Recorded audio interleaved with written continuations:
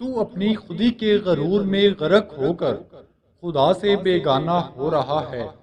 بھلا ایسی بے بصری کی حالت میں تجھے اس کی معرفت کیسے حاصل ہو سکتی ہے؟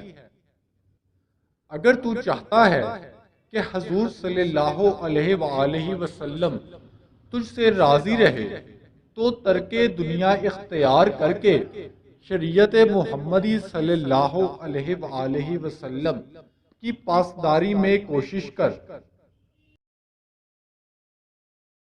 ترک دنیا تمام عبادات کی جڑ ہے اور حب دنیا تمام برائیوں کی جڑ ہے۔ نقاش جب نقش میں ڈھل جاتا ہے تو نقش نقاش بن جاتا ہے۔ اگر تو اسرار خانہ کا محرم ہونا چاہتا ہے تو نقاش سے غافل مت ہو۔ لوگ باہو کو باہو اس لیے کہتے ہیں کہ اس کی عاقبیت پر عافیت ہے اور سلامتی ہے اس کے لیے جس نے ہدایت کی راہ اختیار کی۔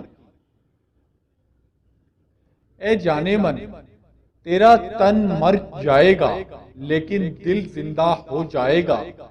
اگر تو سراپا تجلی بن جائے گا، تیری چشم دل روشن ہو کر دیدار بین ہو جائے گا اور تو پل بھر میں حق الیقین کے مرتبے پر پہنچ جائے گا۔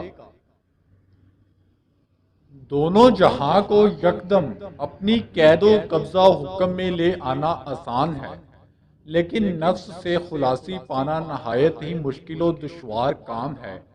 ہاں، مگر تصور تصرف اسم اللہ ذات بترتیب مطالعہ آیات قرآن مجید اور کلمہ طیبہ کو کنا کن سے پڑھا جائے تو یہ کام آسان بھی ہے۔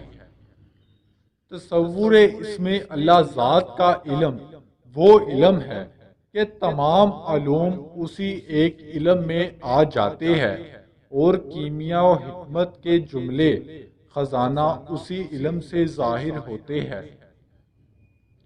لڑکوں کے ساتھ اٹھنے بیٹھنے سے ایک چیز کا شوق پیدا ہوتا ہے اور وہ ہے کھیل اور کودنے کا شوق۔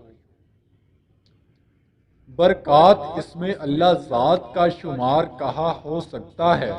بس تجھے چاہیے کہ تو اسم اللہ ذات کو خوش خط نقش اپنے دل میں بسا لے۔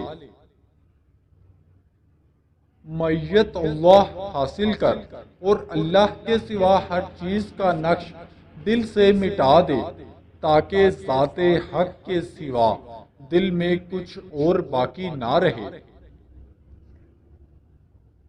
طاعت بے ریا ہونی چاہیے کہ با ریا طاعت حجاب اکبر ہے جو اہل طاعت کو قرب خدا سے دور کر دیتی ہے۔